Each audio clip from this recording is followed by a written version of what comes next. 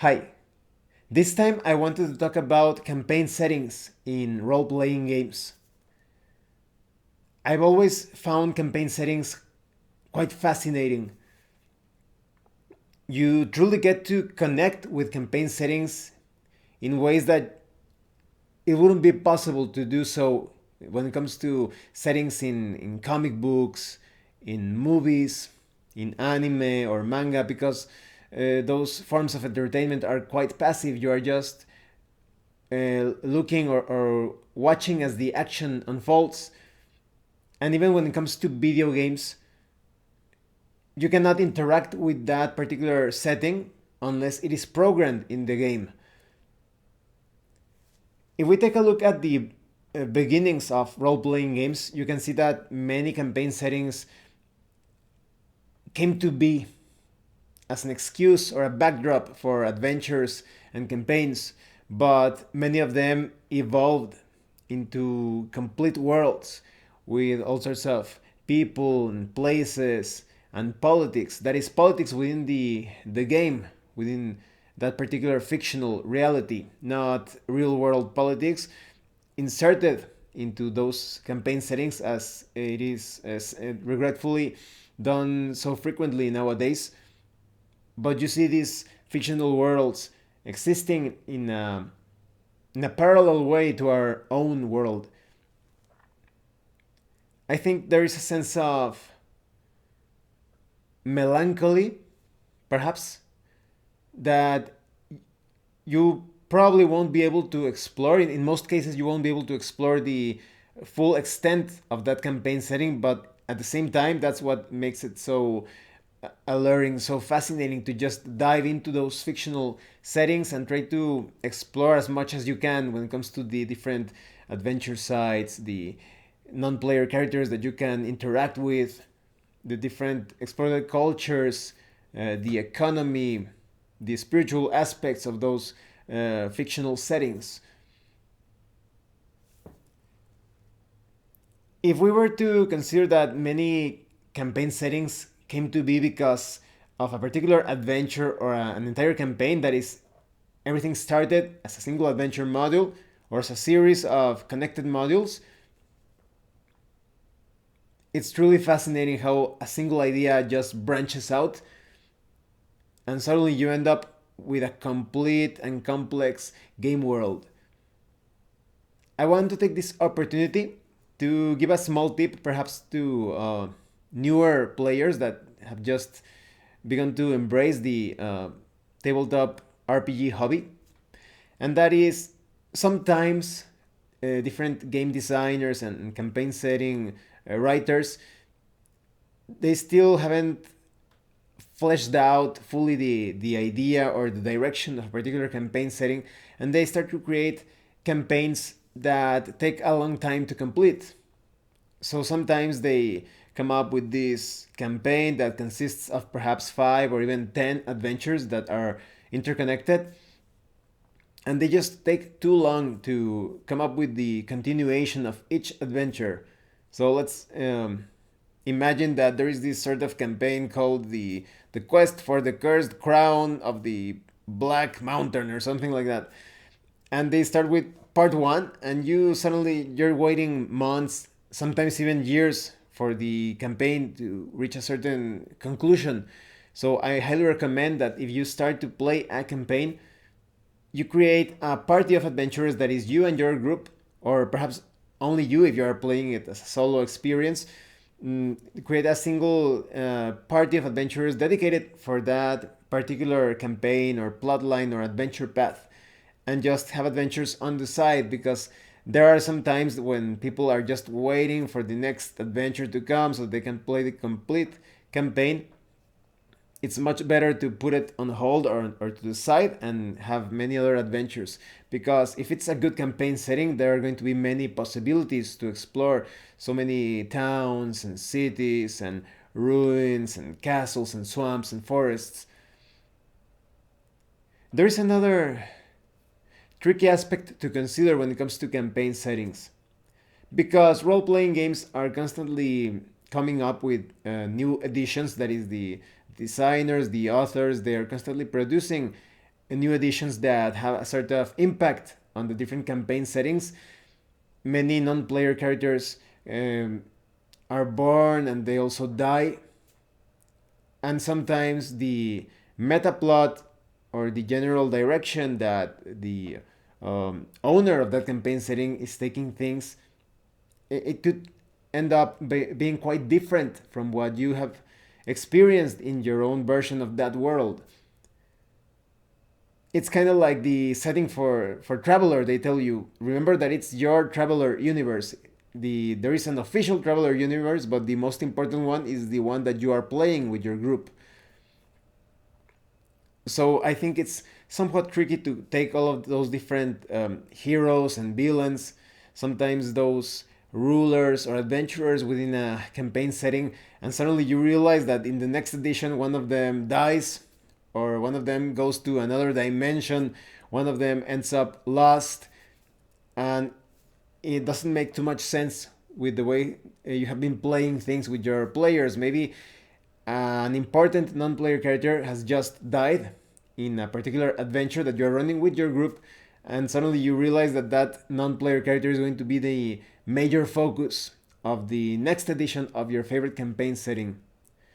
So I really recommend that you ignore the changes brought about by the different editions of that campaign setting, and that you give priority to what happens with your group.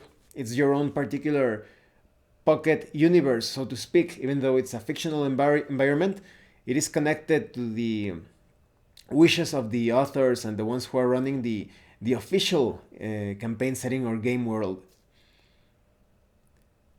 When it comes to, for example, Dungeons and Dragons, I have had to make several adjustments when it comes to the evolution of Ravenloft, the Forgotten Realms, and there are so many great settings that I have yet to fully explore, like Dark Sun. Mm. So you really have to give priority to whatever happens in your own adventures, in your own campaign. I also find it quite I don't know if I should call it saddening, or perhaps it's a bit there's a melancholy to it, a certain nostalgia that even if you choose a single campaign setting and you play it for the rest of your life, you won't be able to explore it completely because it's pretty much another world besides the real world that is we are just as you live your life in real life. It's quite impossible to explore every aspect of this world unless you become immortal or something. It's impossible to do so. But imagine you're living your normal life and now you're also exploring perhaps the Forgotten Realms, like I told you, or Ravenloft, any setting that you want, and you know that there are so many cities, so many towns, so many people and places, and you cannot explore all of it. But at the same time, that's what makes it so exciting, that you always have some place that you can go to have adventures. I think that's an error in some cases, that when the writers are modifying things for the next edition of a campaign setting, they always tell you something like, oh, that place or that adventure site, it has already been explored, or that non-player character has already done this and that. I think it would be better if they kept things a bit more ambiguous, a bit more loose, even though you could say, oh, well, that campaign setting doesn't have a solid structure because they haven't defined what happened to that place or that person or that artifact. But at the same time, that ambiguity, that looseness of the setting is what allows you to have more adventures within that world. A long time ago, I spoke about the Forgotten Realms, how I didn't like it, how in the Dungeons and Dragons third edition, they suddenly told you, oh, you know about Myth Drannor? Well, that place has already been almost completely explored, and now you feel so. It puts a damper on your eagerness or your hunger for adventures within that place. You think, oh, it's already been explored. And that's one of the things that I immediately modified. I kept things quite mysterious, even with the whole Knights of Myth Drannor thing. the ruins of Midrunner are still very mysterious, unexplored, and full of dangers and secrets. So I actually really dislike it when the authors say that, oh, that place, there's no more room for adventure there or something. Now, when it comes to what makes a good campaign setting, in my opinion, I think there should be a balance of more pragmatic, perhaps even dry information concerning the politics, the economic systems, mm, the way that different species and races get along with each other, or perhaps there is a sort of enmity between those different types of beings. But you also need a lot of room for adventure suggestions, that there is this place or that area or that zone, and it sounds like a really fun place to just go in there and face off against all of those dangers and come out of it alive with treasure and glory. I think that could be the potential download of some settings. Now, this is not my it's not my intention of criticizing different settings in this video, but there are some good campaign settings in my opinion that they feel so dry at times or so technical that you really don't feel that excitement of going into this place or that area, that castle, that forest. That's something that I really like of the old school Dungeons and Dragons settings in general. There are some errors as well, of course. Many people actually dislike the way they handled Dark Sun because they took these non-player characters and they basically solved everything in the major plotline. So if I ever went to Dark Sun and tried to explore that setting as much as possible, that would be one of the things that I would change immediately. Those non-player characters that change the plotline, because that way the your group, the player characters, they are not going to feel important within the setting. That's truly a tricky concept. Mm, you have all of those important non-player characters. Most of them are extremely powerful. Some of them could be considered demigods. So how can you have adventures within those worlds? And how can the player characters get a chance to shine alongside those powerful characters? I think that's what makes it quite difficult to take settings like, for example, Middle Earth, Lord of the Rings. You already have Gandalf and Aragorn and Gimli, and they have done so many amazing things. It really takes a certain expertise, a sort of art form, for you to take this group of fledgling adventurers and allow them to make some world-changing things, even though they are battling and living alongside those powerful non-player characters. If in an emergency, when sometimes the different plot lines seem to clash with each other, I would highly recommend that you give priority to the to the player characters, that they perhaps even overshadow the non-player characters to a certain extent. If there is some sort of feat or quest that was accomplished by one of the more popular non-player characters, that is, in the case of Lord of the Rings, maybe there is something that Aragorn or Gimli or Legolas did, and the player characters do a very similar thing, or perhaps even take on the exact same challenge, I recommend that you let the player characters take the spotlight completely if it is necessary. After all, it doesn't mean that you are playing that exact game world. Maybe it's an alternate dimension, a sort of what if story. What if the player characters managed to accomplish these things that the non-player characters couldn't do?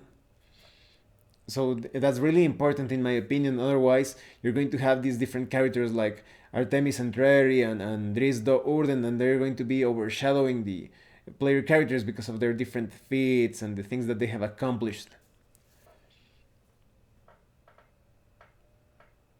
Another important thing when it comes to campaign settings is that although you do want to have those suggestions, those ideas within the core book of that setting, that suggest, oh, you can go to that place, it hasn't been explored by anyone, or you can perhaps challenge that group, that tyrannical group or group of criminals or evil governments, because nobody has done so.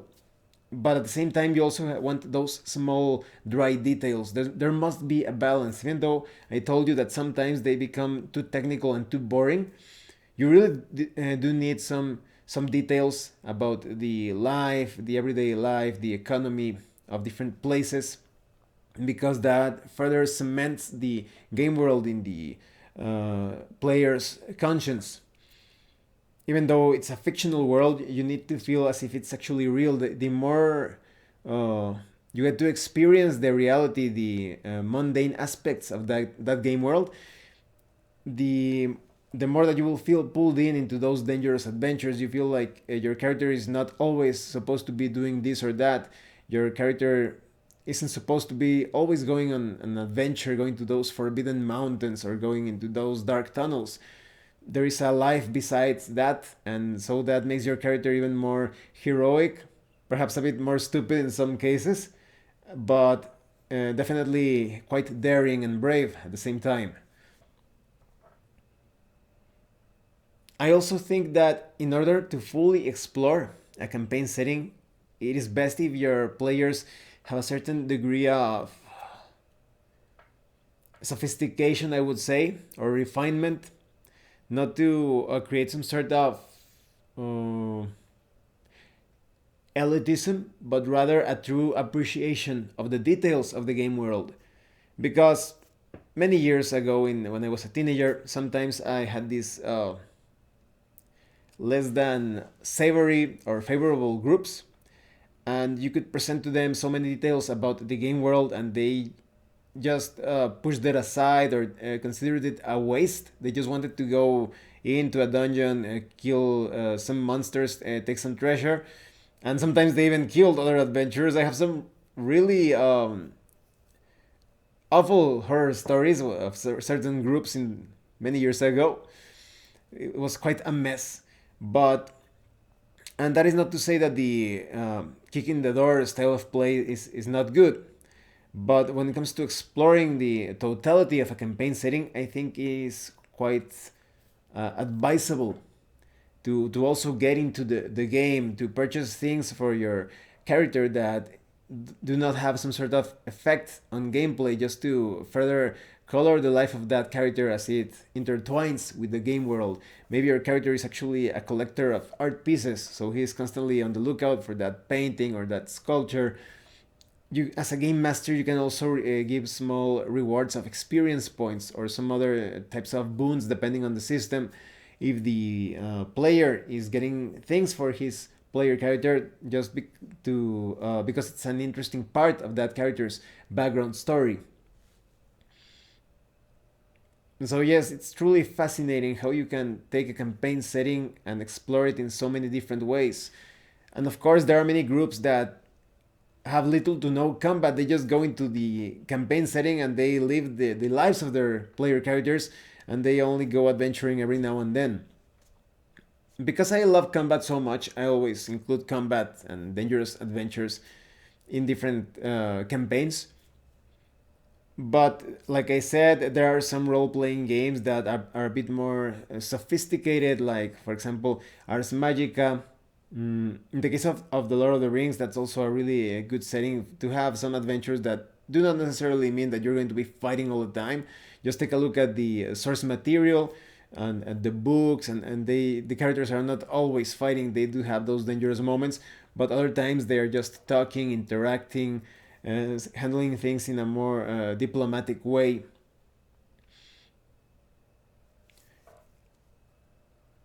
I think that some role playing games that have some very effective systems outside of combat related to diplomacy and bartering and building a sort of a kingdom or barony.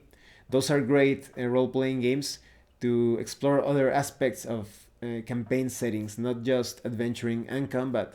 It's all about what you are looking for, of course. But throughout the years, I have heard some players criticize different settings because, oh, that setting has information, on the different noble families and the bloodlines and the way this nation gets along with this other or is at war with this other nation, and we don't care about that because that doesn't have anything to do with those with the adventures, with going dungeon crawling and such. As a game master, I think it's a good idea to always take all of those conflicts that are seemingly unrelated to the life of an adventurer and find some way to hook them or connect them with different adventure sites, different undertakings and quests. So if you are adventuring in this sort of city where everything is about um, intrigue and politics, and you feel like there is no room to just go out and explore different abandoned castles and swamps, etc., you should always make it so that, for example, maybe there is this family of nobles that want to prove that they have more leverage or more prestige than the other families, and they're looking for this lost heirloom of legendary ancestor that went into this place and defeated this monster, but he lost his brooch or his shield or his sword or cloak, whatever it is in that place. Maybe the player characters need to go adventuring. They're going to be paid to recover that lost heirloom or whatever item that proves that family has a heroic ancestor. So there are many ways in which you can take those seemingly boring aspects of a campaign setting or a site within that campaign setting, like I said, a city or a town, and you can connect it immediately to an adventure site. I think it's even easier if you have some sort of conflict or war going on. Maybe the player characters need to find some powerful artifact to swing the tides in favor of a particular kingdom. Perhaps some very mundane or apparently peaceful undertakings, like for example finding the best ingredient for a dish that a cook is looking for.